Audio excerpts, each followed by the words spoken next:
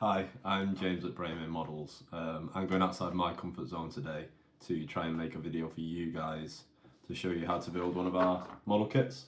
So just a nice simple video showing the tips, tricks, the general techniques on building the kits, painting them, assembling them so that you have a bit more confidence going into a build. And maybe if you've been looking at the kits for a few years and been thinking, I can't really do that, then hopefully this video will be that last piece of the puzzle to make you realise that of course you can have a go. So for this video we're going to be building the Bailey TB18 kit that we offer. So this is one of our grain / silage trailer kits. What that basically means, and it's the same for all of the silage trailers that we offer, is that you can build that trailer as a grain trailer or a silage trailer. The parts are in the box to do either. If you want to get fancy and do a little bit of your own modification, you'll actually be able to make those silage sides removable as well. So we'll talk through that in the video. We're not going to do it with this kit, but we'll explain the principles. So alongside buying yourself a kit, so for example the Baileys at the moment they're 80 quid, same as most of the silage trailers, you're going to need a few simple tools. Tool number one, craft knife. Doesn't need to be anything as fancy as that. Just a simple model maker's craft knife will do the same job. All you're needing to do with this is pierce the sprues so that the sprues come off, the parts come off the sprue nicely, and trim a little bit of excess plastic here and there. A lot of the work can also be done with a pair of scissors, but a few of them do need the knife. So in the basic toolkit, you want a craft knife. Obviously, be careful, they're sharp, they will hurt you if you get it wrong. Glue. So we always recommend Blue Lid Gorilla Super Glue. It's just nice, it's fast setting, it's easy to work with. If you're trying to build the kit all in one go. Some people don't get on with it. If you find it is a bit too quick setting, so the parts are stuck together before you've got them where you wanted them, give a modelling glue like Rebel Contactor a go. So that's the little blue pot with the yellow needle on the end. It will be slower setting, so it will be slower to build the kit overall, but you'll get a bit more time to position each part in just the right place. Obviously I've been building quite a few of these over the years now. I'm quite confident in just dropping the parts on. That's not going to be the case when you're starting out and you might want that little bit of extra time. Also, if you're allergic to super glues or stuff, I know some people do have a cyanoacrylate allergy, then this is a good option against that. Finally, tool wise, a pair of pliers. Ideally not this big, you can get the small little model making pliers, but just because I want to show how accessible the kits are, this is the sort of pliers you can have at home anyway. And then additional material wise, you're going to want a piece of sandpaper. So this is 240 grit, put it the right way up, 240 grit sandpaper. This is more critical than people realise. When you're having trouble with gluing parts and stuff, it's probably because you've not sanded them. But we'll talk about that more when we get into that. Yeah, that's about everything. You will also need some paint, but we'll talk about paint in detail later on because it's a minefield. So we've got over 50 kits in the range now, so obviously there was a lot of choice to go with for building a new kit. The main reason for going for the Bailey is that whilst I have a model finished and on display and we show it at the shows on our stand, this particular one, we've got it built as a grain trailer, and I think that means a lot of people don't realise that you can also build it as a silage trailer. So today is a good opportunity to make the video, but also to put a model that I need on the shelf back on the shelf. You can see our full range of models at www.braemeremodels.co.uk, or realistically Google Braemere Models. You can see us on Facebook, Instagram as well, a little bit more behind the scenes stuff and what's going on. But yeah, let's get into building this kit then. I apologise now, I'm going to try and do this in reverse and see if it works. So this is what you'll get in the post, or if you bought them from a show you'll have seen it on the stand. We're going to pop the box open, I'll show you what's inside and then we can get started building the model. So opening the box itself, nice and simple. Get your knife, just run it along that blue line there, and it'll open up. So first thing you'll notice, sticker on the lid. So that's got a link and the website description So that will take you to the instruction manual page on the website. You can have a quick scroll through, find your kit, click there, and that's where you'll find the actual instruction manual itself. You can then either print it off, work off a phone, tablet, have it on a laptop in front of you. So that's what I'll be doing today. I'll just bring it up on my laptop because obviously my phone is currently recording us. But yeah, that's the first bit to note, and I think if you don't open the box right, I think people miss that going off emails that I get sometimes. So remove any excess packaging, that's just to keep everything nice and safe. You'll see we've got quite the variety of parts in the box. So the key parts that make up all the kits are the white plastic sprues. So this is acrylic plastic, slightly more brittle than plasticard if you've ever worked with that and you've done some scratch building in the past. So you do have to treat it slightly differently. We'll go into more detail on that when we get started.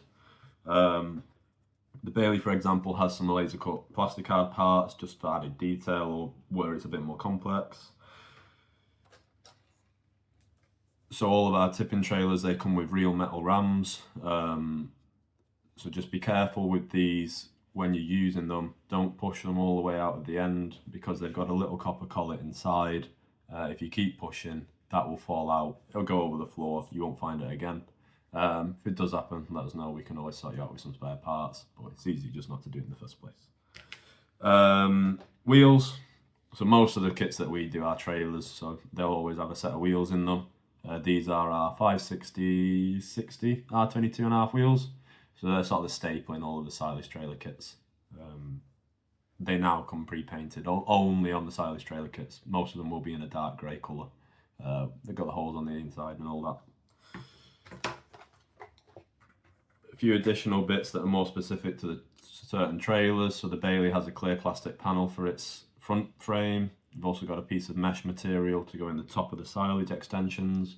And then you get the mud guards that come pre-etched into the rubber, and then you just cut around those etch lines. On the Bailey only, it's got the plastic mud guards.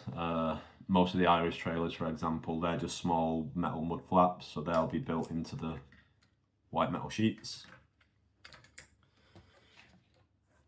You get a variety of bits of wire. So these are for axles, for pivots, for ram points and stuff like that. So we'll go into more detail as and when on those. You get a nice decal sheet. So near enough every kit has a set of decals to match whatever model you're building. So this has got all the Bailey logos on it, some warning stickers, number plate, lights, bits and pieces like that. You get a number of extra, well not extra, the key parts of the kit. So the plastic sprue pieces, larger plasticard parts, these make up like the sides and stuff. And then some self-adhesive vinyl is the only other part in the kit. So that is for your conspicuity tape on the side and the rear. So that comes at the very end after you've painted. So as you can see, the only bits that aren't in the box that you'll need are the tools, the glue and the paint. And so in the instruction manual, it will mention what glue and what paint is best to use for that kit.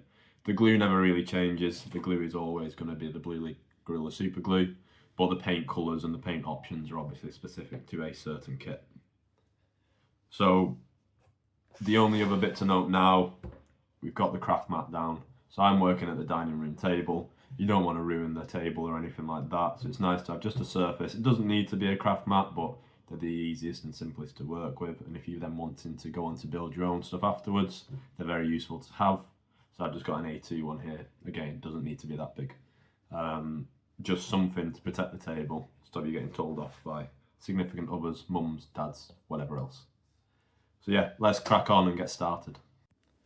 So we're going to start out at the instruction manual page, so that QR code will have sent you there in the box, or you can simply find it on the Braemere Models website. Let me see how I can do this holding the phone. Right, so there you are. This hopefully should not be there by then. I'm going to go in and update that soon. But this is the home page, landing page. So you just want to go up to instruction manuals at the top, and then we're going to scroll through to find the Bailey. So the Bailey, you just want to be careful because the very first kit we did was a TB16 kit.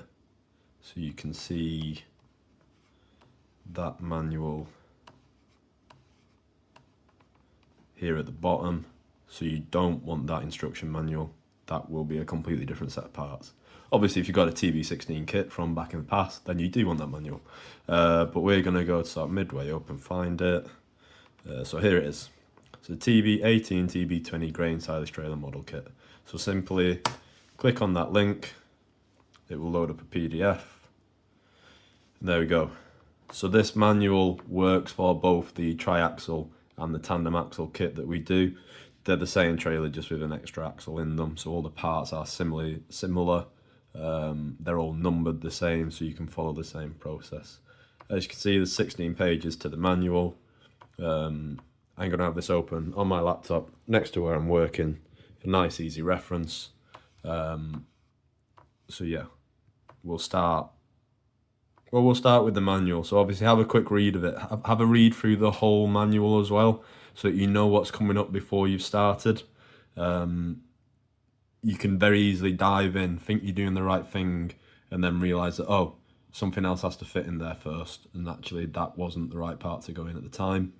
So the first thing to note, this clean all resin parts in warm soapy water. So this is applicable on the Bailey because the mud guards are made of resin. So when we cast those mud guards, we use a silicone release agent.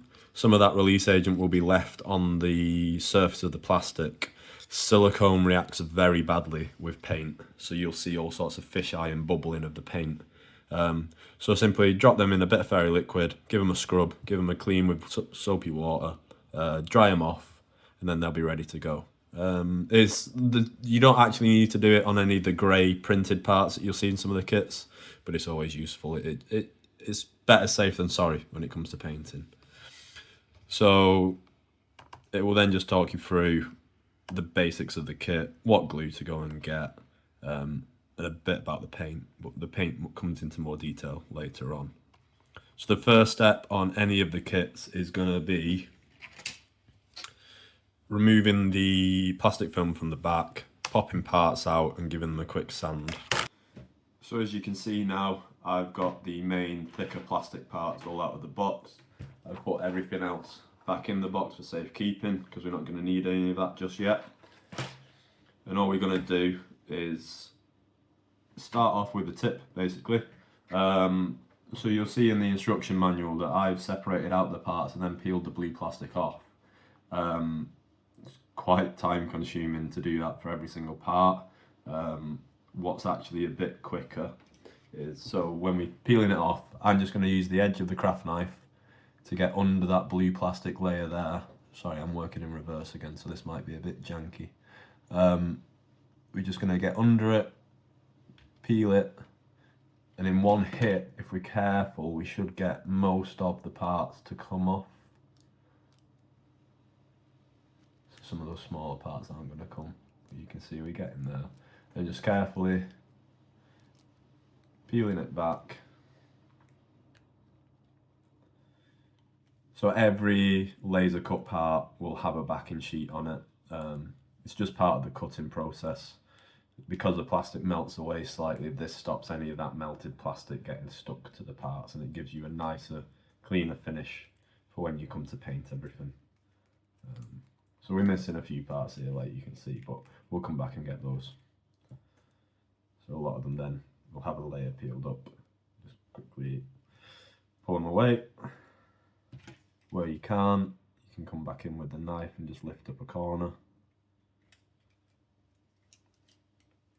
And what I'm not going to do is put you through the pain of watching me do every single one of these.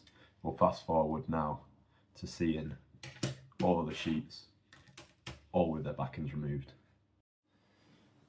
Okay, so that's done. That's all the plastic lining off, all the sheets white on both sides now. So these type of parts, they'll only have that backing on the back. If you find a thin laser cut part, you can notice the laser cut because it's got that slightly burnt edge. That will have a piece of masking tape either side to protect it, so that needs removing from both sides. So we're now ready to start popping parts out. The instruction manual again will suggest to sand all of the parts first. The way that I'm going to work through this, and the way that I'd kind of recommend people do work through them, is I'm going to only pop a part out when the instruction manual calls for that part. what that means is that the process of popping a part out will be to go in with the knife, pop it, and then sand it before doing the process each time. When I'm building an instruction manual version of the model, I rattle through and get it all done in one hit because I don't yet have numbers for the parts to work to, but the instruction manual kind of works all around those numbers. So if you lose track of the numbers, you start to get into trouble. Not trouble, but you get what I mean. So looking at the instruction manual, the first step, we want the chassis beams. So we want part 6 and part 8. So we've got 2 of those, one for either side.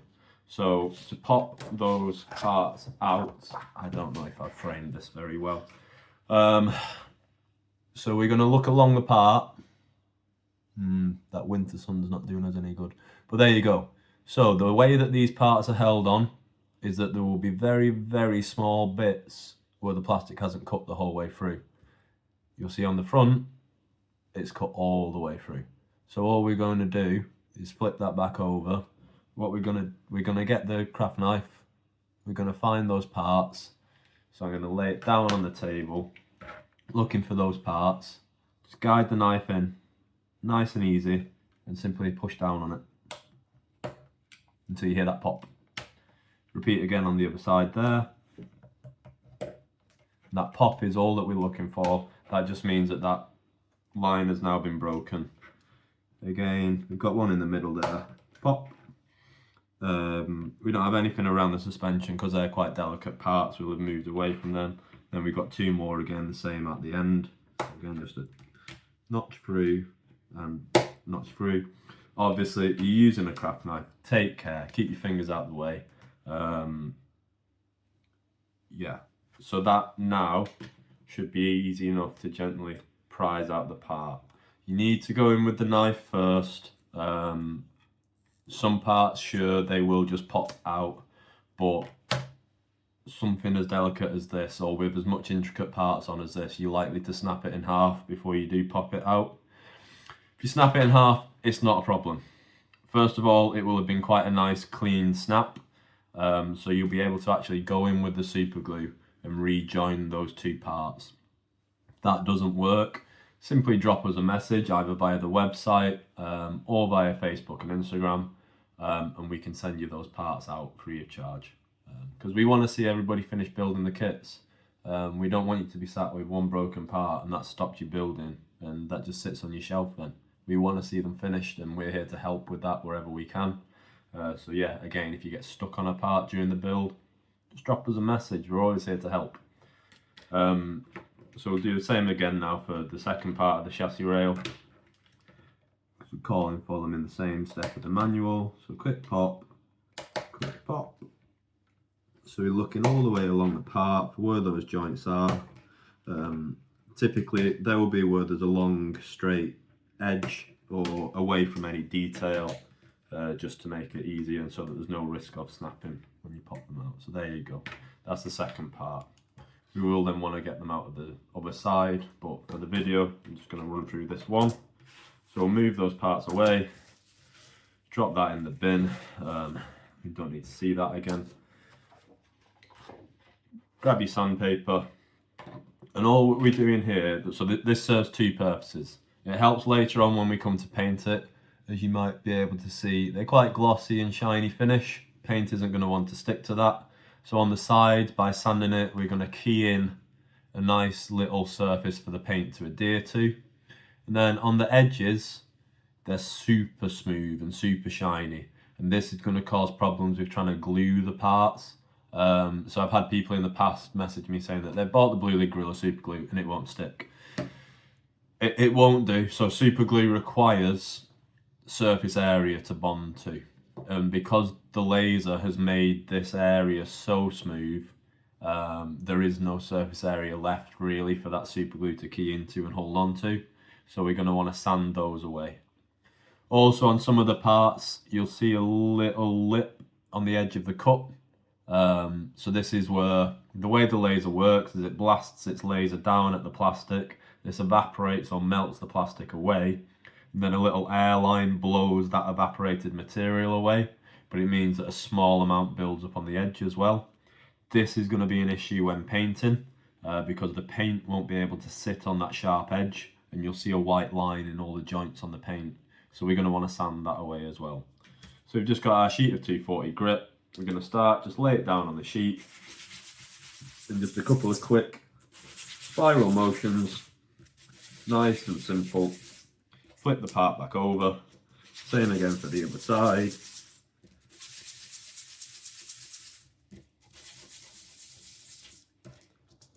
So that's dealt with the two sides, that's removed the lip on the plastic, and all we want to do now is just on the edges, nice and gentle now because the part's delicate on its edge, is sand away just that general glossy finish. That's all we're looking to get rid of.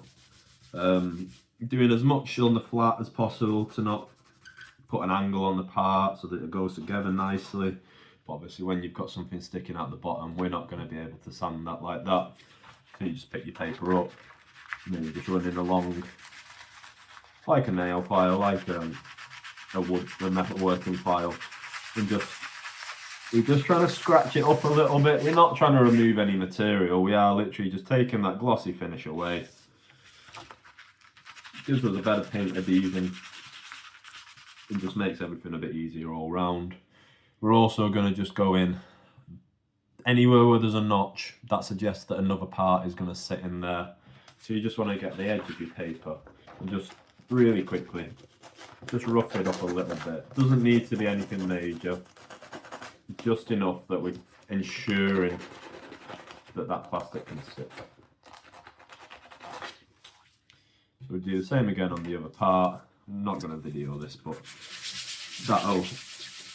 and that's what we're going to do for every single part. Obviously some of these parts get quite small and some of them are quite delicate but large. So you just want to take care when you're sanding not to be too aggressive with it.